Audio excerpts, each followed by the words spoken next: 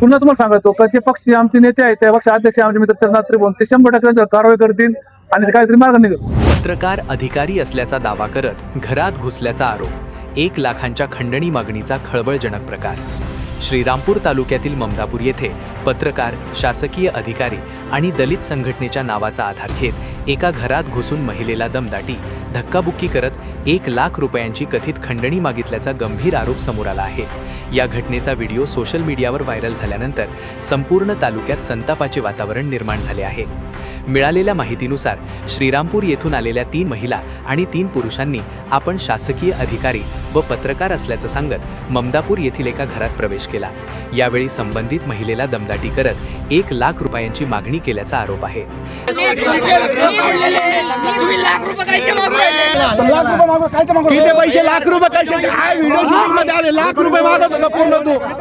घटनेचा व्हिडिओ समोर आल्यानंतर प्रकरण चांगलेच तापले।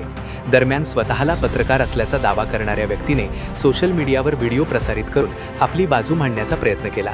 मात्र संबंधित पत्रकार ज्या वृत्तवाहिनीशी जोडले असल्याचा दावा करत होता त्या वृत्तवाहिनीच्या संपादकांशी पत्रकारांनी थेट संपर्क साधला। कार्ड वैध असेपर्यंतच प्रतिनिधित्व अधिकृत आहे असा खुलासा संपादकांनी केल्याचा दावा करण्यात येत आहे। त्यामुळे पत्रकार असल्याच्या दाव्यावरच प्रश्नचिन्ह निर्माण झाले आहे। या प्रकरणात दलित संघटनेच्या नावाचा वापर झाल्याने दलित चळवळीतील कार्यकर्त्यांमध्येही तीव्र नाराजी व्यक्त होत आहे। संबंधित संघटनेच्या जिल्हाध्यक्षांनी सोशल मीडियावर संबंधित महिलांची बाजू घेतल्याचा आरोप झाल्यानंतर उत्तर अहिल्यानगर जिल्ह्यातील विविध दलित संघटनांनी आक्रमक भूमिका घेत या भूमिकेचा निषेध केला। ममदापूरच्या घटनेमुळे प्रामाणिक सामाजिक कार्यकर्ते आणि संपूर्ण दलित चळवळीची बदनामी होत असल्याचं सांगत श्रीरामपूर येथील शासकीय विश्रामगृहात प्रमुख दलित नेत्यांची तातडीची बैठक घेण्यात आली। या बैठकीत कथित खंडणी प्रकरणाचा तीव्र निषेध करत संबंधित महिलांची संघटनेतून हकालपट्टी करावी आणि दोषी आढळणाऱ्यांवर गुन्हे दाखल करावेत अशी मागणी करण्यात आली। अन्यथा जिल्ह्यातील सर्व दलित संघटना एकत्र येऊन संबंधितांविरोधात कायदेशीर लढा उभारतील असा इशारा उपस्थित दलित नेत्यांनी दिला आहे। राजा तालुक्यामध्ये 4 ते 5 दिवसापूर्वी जो अनुचित प्रकार घडला होता त्या प्रकाराचं मुख्य कारण असं होतं की काही महिला ममदापूर गावामध्ये गेल्या होत्या आणि त्या गावामध्ये जाऊन काही मुस्लिम समाजाच्या कुटुंबावर त्यांनी मावा गुटखा हाताच्या गटाला सापडला आणि त्यांना त्या कारणाने त्यांनी त्रास दिला। दुसरा विषय असा आहे की त्याच्यानंतर तिथं काही हिंसैनिक गोळा झाले, 4-5 हिंसैनिक होते, ते इतर पक्षाचे होते आणि मग तो मुस्लिम समाज पण गोळा झाला। समाज गोळा झाल्यानंतर जे 4-5 हिंसैनिक होते त्याची जी संघटना होती त्या लोकांना त्यांनी घेराव घातला आणि त्यांना ते त्यांच्या हातामध्ये काही दांडे होते, कोयते होते, कोरडे होते, ते 100% मारून होते। कारण त्यांनी काय केलं, 2-3 महिलांनी त्या अतिशय चुकीच्या प्रकारे वागल्या होत्या। त्यांनी त्या घोडक्याच्या नावाखाली त्यांच्याकडे पैसे मागितले त्यांनी आणि नंतर मग मला ते फोन आला, निळे झेंडे पाहिल्यावर गाडीवर RPI नाव पाहिलं, रिपल नाव पाहिलं, मला फोन आला वास आला। मग मी काय त्यांना फोन करून सांगितलं तर झालेला प्रकार चुकीचा आहे, आता सोडून त्या विषयी आपण काय नंतर पाहू। आणि त्या पिक्चरने माझं ऐकलं आणि त्यांनी संबंधित लोकांना फोन पण दिला। संबंधकाला फोन दिल्यानंतर त्यांनी पण माझं ऐकलं आणि ते घरी नेऊन गेले। ते मोठा भाऊ म्हणून त्यांनी त्या महिलाची हकालपट्टी करावी।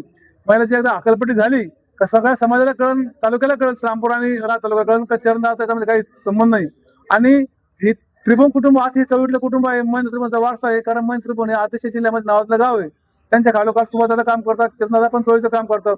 परंतु ह्या ज्या महिला आहेत यांना चळवळीचा कुठला वारसा नसल्यामुळे चुकीचा प्रकार घडलेला आहे आणि समाजाची बदनामी होत आहे। म्हणून आम्ही आज मीटिंग घेतली आणि त्या महिलांना पदमुक्त करावं अशी आम्ही चरणदादाकडे अपेक्षा करतो। ते पूर्णपणे चुकीचं आहे हे असं मला असं वाटतं का पहिला प्रकार असं नसा का एखाद्याच्या घरी जाऊन एकतर त्यांचे जे पहिले पारंपरिक व्यवसाय ते बंद आहेत आता आणि म्हणून त्यांनी संध्याकाळच्या टायमाला ते मावा एकत्र करतात मावा आणि सकाळी ते टपरी विकतात 200 रुपये 100 रुपयाला आणि अशा पद्धतीमध्ये जर असं घटना घडत असेल तर निंदनीय प्रकार आहे, याचं कोणी समर्थन करू नये। आणि मला असं वाटतं की उद्या जर याचं काही मार्ग निघाला नाही तर पोलिसांनी 100% गुन्हा दाखल करून टाकावा। आम्ही 100% त्या कुटुंबाच्या बाजूने आहे, आम्ही त्या मुस्लिम कुटुंबाच्या बाजूने आहे आणि आमचं मी पुन्हा तुम्हाला सांगतो का जे पक्ष आमचे नेते आहेत त्या पक्ष अध्यक्ष आमचे मित्र चंद्रनाथ त्रिभुवन ते 100% कारवाई करतील आणि काहीतरी मार्ग निघेल। नाही ते काय महिला जाऊन त्या महिलांनी जाऊन स्पॉटला वाद घातला, त्यांनी त्या गुटखा मावायच्या त्या महिलांना काहीतरी वाद घातला, त्यांना भाळण केली किंवा त्यांना काही मागितलं, परंतु त्या टायमाला ते चरणत्री बनवते, चरणत्री नंतर पाठीमागून गेले आणि त्यांनी गेल्यानंतर मला ते फोन झाले, मला फोन झाला त्यानंतर तुम्ही काढून दिलं आणि मग हा प्रकार घडला. म्हणून मला ते सांगायचं का याच्यामध्ये त्यांच्या पक्ष नेत्याचं जे नाव येते ते नाव जर त्यांना त्यांचं नावाचं जर त्यांना ते कलंकपासून काढा असेल तर त्यांनी त्या महिलांची पक्षातून पदमुक्त करण्याची हकालपट्टी करावी.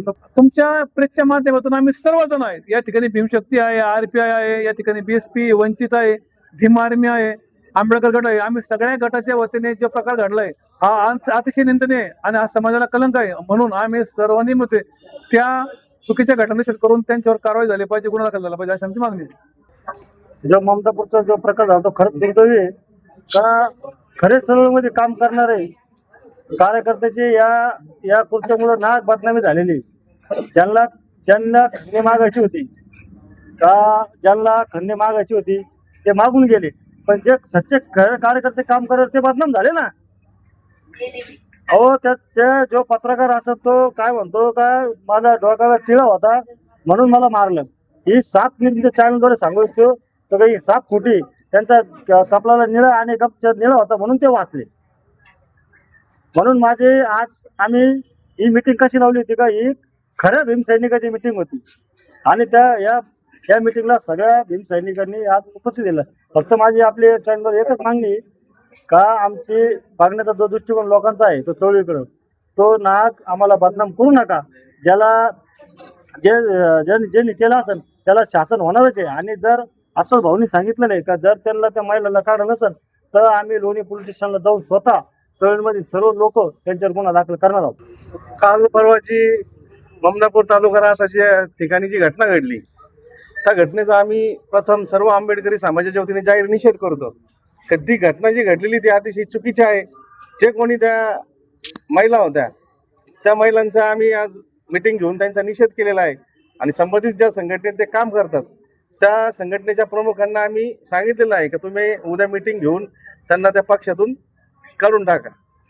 तर आम्ही सर्वांनी त्या ठिकाणी त्यांना सांगितलेलं आहे. तर संबंधित संघटनेचे पदाधिकारी त्यांचं आश्वासन आहे उद्या कारवाई जर नाही झाली तर आम्ही सर्व पक्षीय जण मिळून लोणी पोलीस स्टेशनला जाऊन संबंधित ज्या महिला असतील त्यांच्याशी जे संबंधित ते निळे गमछे घालून तर ज्यांच्यामुळे समाज बदनाम होऊ राहिला आहे. निळा गमछा घालायचा, टिळा लावायचा, खंडी मागायचा जो प्रकार आहे त्या प्रकारच्या विरोधात आम्ही लोणी पोलीस स्टेशनला सर्व पक्षीय सर्व गटात आंबेडकरी जनतेचे प्रमुख जाऊन गुन्हा दाखल करणार आहे असं आजच्या मीटिंगमध्ये ठरलेलं आहे. त्या महिलांवरती केवळ पक्षातून काढायचं कारवाई होणार की आपण सर्व त्यांच्या गुन्हा देखील दाखल करणार नाही. जर कारवाई जर नाही झाली तर गुन्हा दाखल करणार आहे आम्ही 100%. आता सर्वांनी भूमिका मांडलेलीच आहे, तेव्हा त्यांच्यावर कायदेशीर कारवाई त्यांचा पक्षही करीन, डिपार्टमेंटही करीन आणि संघटना आमचे सगळे कार्यकर्ते सगळे पदाधिकारी सगळ्या संघटना आलेले आहेत त्यांच्यावर ती कारवाई होणारच आहे. जे होईल ते योग्य आहे.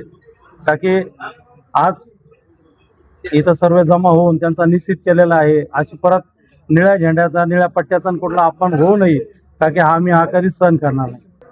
मी सांगू इच्छिते की खरोखर महिला असून सुद्धा महिला ज्या काही चांगल्या कामं करण्यापेक्षा जर त्या खंडणी करून पैसा कमवण्याचा जो शॉर्टकट मार्ग त्यांनी जो अवलंबायला आहे तर मी एक महिला आघाडीच्या वतीने मी या घटनेचा ममदापूरच्या या ठिकाणी घडलेल्या जी ब्लॅकमेलिंग जी खंडणी ही जी घटना घडली आहे ते पण एका महिलांकडून घडली आहे तर महिलांच्या वतीने मी या घटनेचा जाहीर निषेध करते.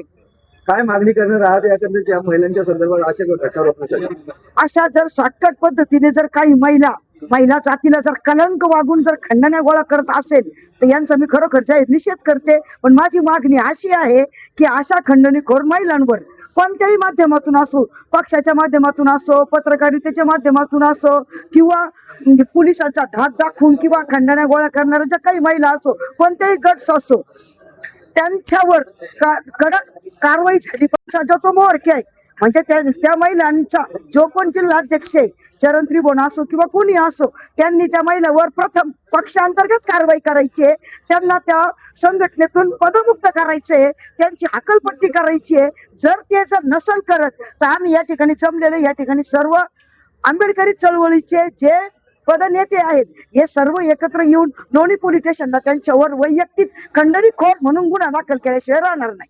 श्रीरामपूर तालुक्यासह उत्तर अहिल्यानगर विभागातील दलित चळवळीतील नेत्यांनी या बैठकीला रिपाई आठवले गटचे राज्य सचिव राजाभाऊ कापसे, जिल्हाध्यक्ष सुरेंद्र थोरात, भीमशक्तीचे जिल्हाध्यक्ष संदीप मगर, भीमराव बागुल, सुनील शिरसाट, रमादेवी धीवर यांच्यासारखे भरपूर कार्यकर्ते उपस्थित होते. आम्ही कोणत्याही परिस्थितीत चळवळ बदनाम होऊ देणार नाही असा ठाम निर्णय सर्व नेत्यांनी यावेळी व्यक्त केला. आता या तोतया पत्रकारावर व खंडणीखोर टोळीवर संबंधित संघटना, पोलीस प्रशासन काय कारवाई करणार यावर सगळ्यांचे लक्ष लागून आहे.